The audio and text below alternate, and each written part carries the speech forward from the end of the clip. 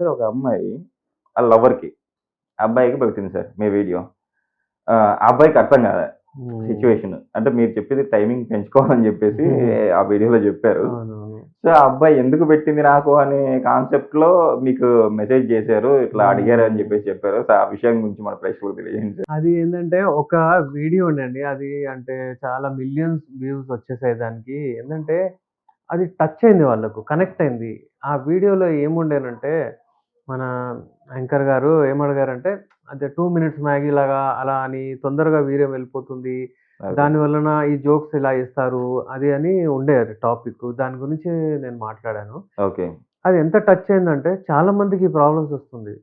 అయితే ఆ అమ్మాయి చూసి ఆ వీడియో క్లిప్ ఈ అబ్బాయికి పంపించిందనమాట. ఓకే. ఇతనేం చేశాడు, నాకు పంపించి "సార్ మీరు చూడండి" అంటున్నాడు. నేనన్నా నా వీడియోని నన్ను చూడమంటున్నావు ఏంటి బాబు చెప్పు అంటే, అపాయింట్‌మెంట్ తీసుకున్నాడు బాజాప్తా. ఓకే. "మీరు చూసి చెప్పండి సార్ నాకు" అంటున్నాడు. సరే అని నేను చూసి ఈ వీడియో ఉండే. ఓకే. "ఆ! సరే చెప్పు బాబు ఇది ఇలా ఉందంటే" "లేదు సార్ మా అమ్మాయి నా లవ్వరు ఆమె అంటే వేరే ప్రదేశంలో ఉంటుంది. అక్కడి నుంచి ఈ వీడియో నాకు పంపించింది. చూడు బాబు నువ్వు కలువబోయి ఇది జూడు అని చెప్పింది సార్. ఏంటిది అని డీటెయిల్‌గా అడుగుతున్నాడు. ఓకే. అయితే అందులో ఏముండేనంటే మీ టైమింగ్‌ని మీరు ఎలా పెంచుకోవచ్చు? మీకు ఎంత టైమింగ్ ఉండాలే? భావి ప్రాప్తి చెందాలి అమ్మాయి అంటే మీరు ఎంతసేపు చేయాలే? అవును. ఎక్కువ సేపు చేయాలంటే ఏముండాలి? అది పర్టిక్యులర్‌లీ జస్ట్ 45 సెకండ్స్, 1 మినిట్‌లో నేను చెప్పాను. ఓకే. అది గూడా నేనిప్పుడు క్లియర్‌లీ మీకు కొంచెం వివరంగా ఇక్కడ జెప్తాను. ఎందుకంటే మనది లాంగ్ వీడియోసు యెస్. ఏంటంటే మనం జేసేది ఇన్ఫర్మేటివ్ వీడియోస్ చాలా యెస్. జేస్తాము. యెస్. మన ఛానెల్‌లో స్పెషల్లీ ఏందంటే మనము నాలెడ్జ్ ఇస్తాము. యెస్. ఇన్ఫర్మేషన్ ఇస్తాము.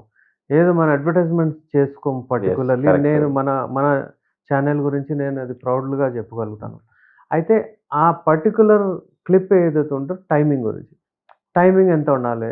అండ్ అండ్ అమ్మాయి ఎప్పుడు సుఖపడుతుంది? అది ఉండే. అది అబ్బాయికి తెలీదు.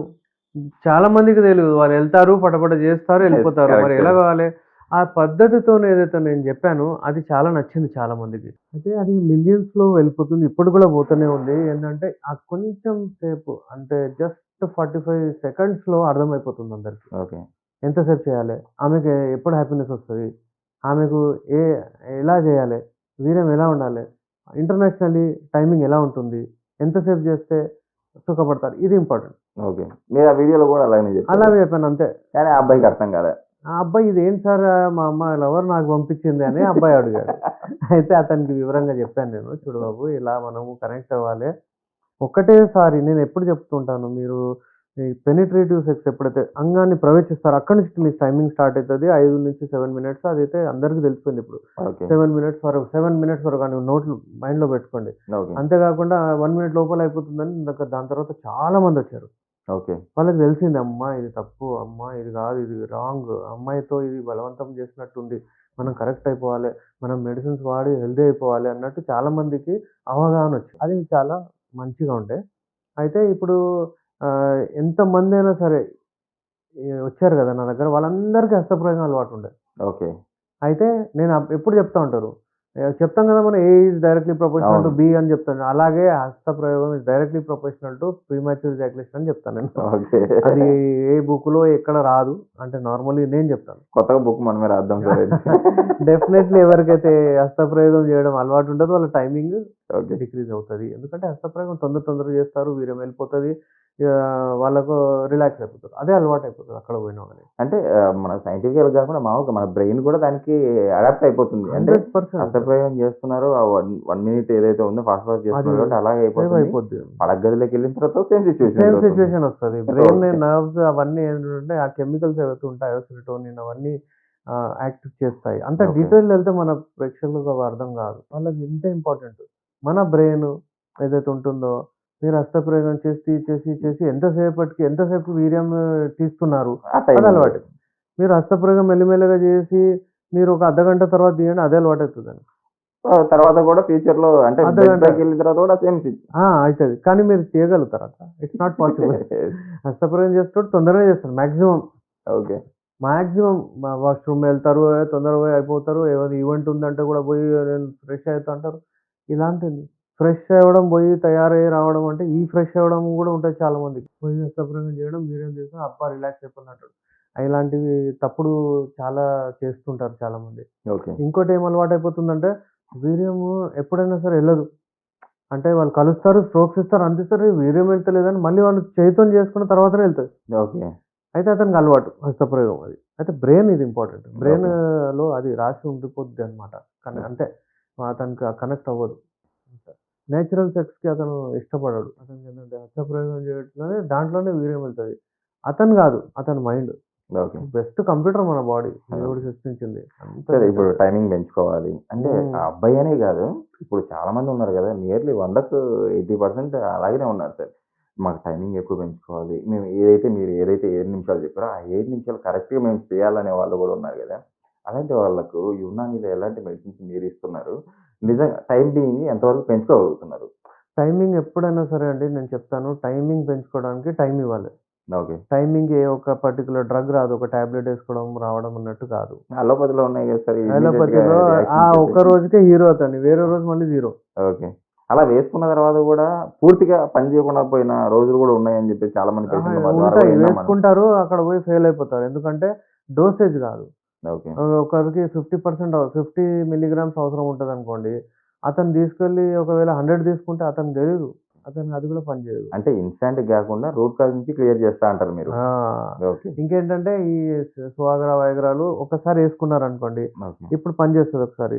మళ్ళీ మళ్ళీ దాని పెర్ఫార్మన్స్ ఇగ డౌన్ అవ్వడం స్టార్ట్ అయిపోద్దక్కడ. 100, 99, 98 ఇట్లా పోతాయి. ఇట్లా పోయాయంటే అంటే అతను వాడుతూ ఉంటే ఒక 2 ఇయర్స్, 3 ఇయర్స్‌లో ఇగ అది పనిచేయదు.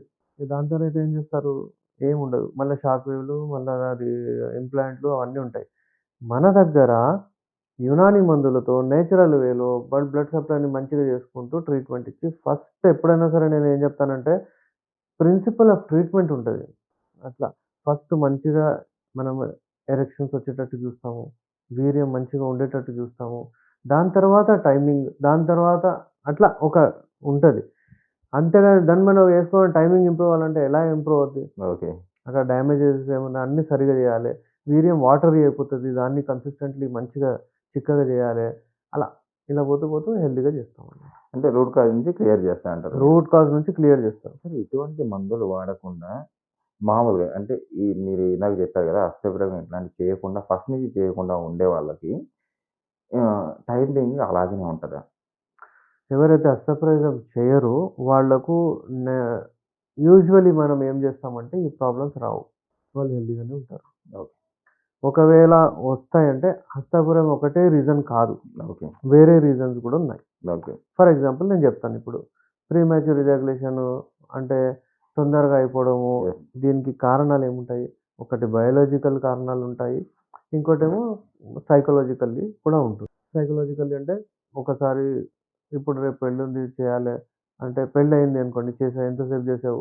నేను 2 గంటలు చేశాను. నేను 10 సార్లు చేశానంటే ఇక అతనికి మైండ్‌లో కూర్చుంటది. ఇక నేనైతే చేయలేదు. నాకు ఒకటేసారి అయింది. మళ్ళా నాకు టైం సెట్ అవ్వలేదు. అవతల అతను కూడా చేసిండాడు. కానీ ఆ! గొప్పగా చెప్తాడు. చెప్పింటాడు. ఇతను అమాయకుడు ఏంటంటే ఇతను అరే! నేనేం చేయలేదన్నట్టు అది సైకలాజికల్ అలా ఉంటది. ఇంకా చాలామంది డిప్రెషన్ కొరకు టాబ్లెట్స్ వాడతారు. యాంగ్జైటీ కొరకు వాడతారు. నిద్ర కొరకు వాడతారు. షుగర్ కొరకు వాడతారు. బీపీ, బ్లడ్ ప్రెషర్ కొరకు వాడతారు. కొన్ని టాబ్లెట్స్ ఏముంటాయంటే అవి మీ టైమింగ్‌ని డిస్టర్బ్ చేస్తాయి. డెఫినెట్‌లీ తగ్గిస్తాయి. అలాగే బయోలాజికల్ ఏదైనా ఫర్ వీర్యం అక్కడి నుంచి ఎళ్తుంది. ఎక్కడైతే యూరిన్ ఎళ్తుందో యూరెథ్రా వీర్యం గూడా అక్కడి నుంచి ఎళ్తుంది. అక్కడ ఇన్ఫెక్షన్ యూరినరీ ట్రాక్ట్ ఇన్ఫెక్షన్స్ వస్తే గూడా మీ టైమింగ్ తగ్గిపోతది. ఓకే. ప్రాస్టేట్ గ్లాండ్ ఏదైతే ఉంటుందో సెమినల్ ఫ్లూయిడ్ తయారు చేస్తది. అంటే స్పర్మ్స్ ఇక్కడొచ్చిన తర్వాత ఇజెక్ట్ చేసి యోనిలోకి పంప్ చేస్తదది. ఆ సెమ ఆ ప్రాస్టేట్ గ్లాండ్స్ ఎప్పుడైతే ఇన్ఫెక్టెడ్ అయిపోతాయి, పెద్దగా అయిపోతాయి. ప్రాస్టేటోమెగాలి అంటారు. లేకపోతే ప్రాస్టేటైటిస్ అంటారు ఇన్ఫెక్షన్ అయిపోతే. యూరినరీ బ్లాడర్ ఏదైతే అందులో ఇన్ఫెక్షన్ వచ్చేస్తే కూడా మీకు టైమింగ్ డిస్టర్బ్ అవుతది. ఓకే. అవన్నీ సరి చేసుకుంటే అయిపోతది. మరి ఎలా మేము చేస్తాం? ఎలా మేము కనుక్కుంటామంటే వితౌట్ ఎనీ సింగిల్ టెస్ట్ నేనిప్పుడు చెప్తున్నాను నేను. రాంగానే మేము మెడిసిన్స్ ఇచ్చేది అదే హోలిస్టిక్ అప్రోచ్. యునానీ మెడిసిన్‌లో డిఫరెన్స్ ఏంటి?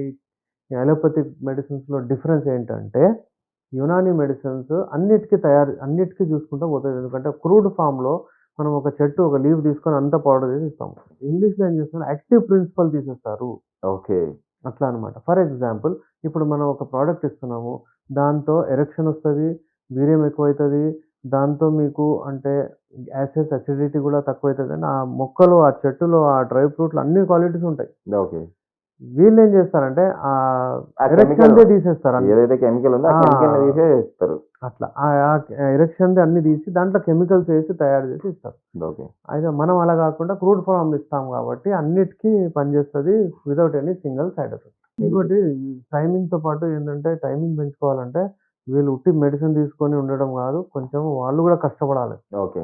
ఏం కష్టం సార్ అది? అది ఎక్సర్‌సైజ్ ఏదైతే ఉంటాయో అది చేయాలి డెఫినైట్‌లీ. కీగలా సార్? కీగల్ ఎక్సర్‌సైజ్ గానియండి, ఉట్టి అవి కీగలంటే వాళ్ళకి కొంతమందికి తెలీదు. సరే లేకుంటే సిటప్స్ కూర్చోవడం, లేవడం, కూర్చోవడం, లేవడం, ఓకే. లోవర్ చేయండి.